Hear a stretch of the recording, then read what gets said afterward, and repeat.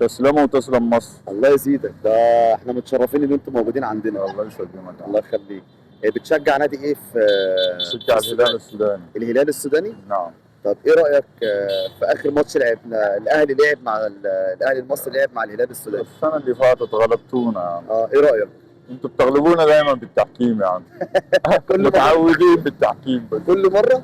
كل مرة. مفيش مره كده بمجهود شخصي ابدا؟ يعني احنا مرة غلبناكم هنا ومرة لا غلبناكم انتوا غلبتونا 1-0 وغلبناك 3-0 ايام الحضر يا عم. نسيتها ولا ايه؟ ايام الحضري بقى خلاص. ايام ولد. ايوه. طيب توقعاتك ايه لمنتخب مصري في افريقيا؟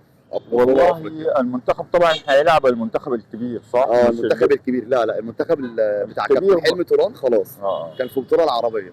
طبعا ان شاء الله ربنا يوفقكم. السودان برضه لاعب بس السودان مع الامكانيات ومع المشاكل دي شويه يعني.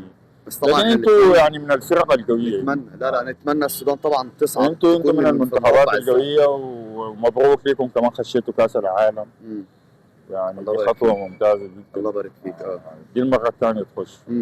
المره الثانيه فعلا نشارك فيها في كاس العالم. ربنا يوفقكم يا رب. الله كاس العالم ده يعني كاس صعب، تصعد كاس وفيه اعمالها طبعا. لكن مرات بيكون في فروق كده بتكون الحصان الاسود بتاع البطوله. ايه رايك في المغرب؟ المغرب ما شاء الله. الحاله اللي هي عاملاها. المغرب ما شاء الله.